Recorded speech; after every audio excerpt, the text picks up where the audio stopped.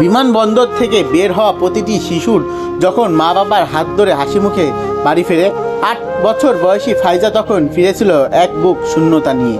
সে ছোট হাত দুটো জড়িয়ে ধরার কথা ছিল মায়ের আঁচড়, সেই হাত দুটো আজ বড় বেশি একা। ওমরা শেষে রহমত নিয়ে ফেরার কথা ছিল, কিন্তু ফাইজা ফিরল তার সাজানো পৃথিবীর ধ্বংস স্তূপ বুকে নিয়ে।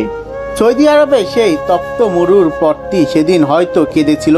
এক নিমিষেই ধুলোয় মিশে গেল প্রবাসী মিজানুর রহমানের সাজানো সংসার।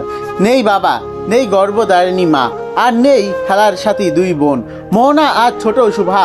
চোখের পলকে ফুরিয়ে গেল একটি পরিবারের সব হাসির গান।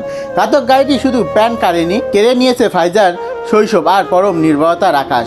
লক্ষ্মীপুরে সেই চেনা উঠান আজ কান্নায় ভারী, স্বজনদের আহাজারিতে আকাশ বাতাস প্রকম্পিত। কিন্তু সবার মাঝে থেকেই ফাইজার বড় বেশি শান্ত, বড় বেশি নিথর। সে এখন হয়তো জানে না তার প্রিয়তম মানুষগুলো এখন আকাশের ওপারে।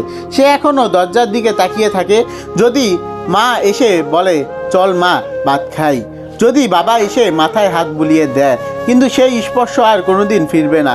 ভাগ্য তাকে বাঁচিয়ে রেখেছে ঠিকই, কিন্তু এক কঠিন বাস্তবতার মুখোমুখি দাঁড়িয়ে। যে বয়সে রূপকথার গল্প শোনার কথা, সেই বয়সে সে নিজেই হয়ে গেল এক বিষাদময় উপাখ্যান।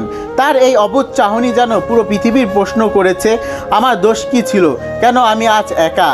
আমরা হয়তো সান্ত্বনা দিতে পারি, কিন্তু তার এই বিশাল শূন্যতা কি কেউ পূরণ করতে পারবে?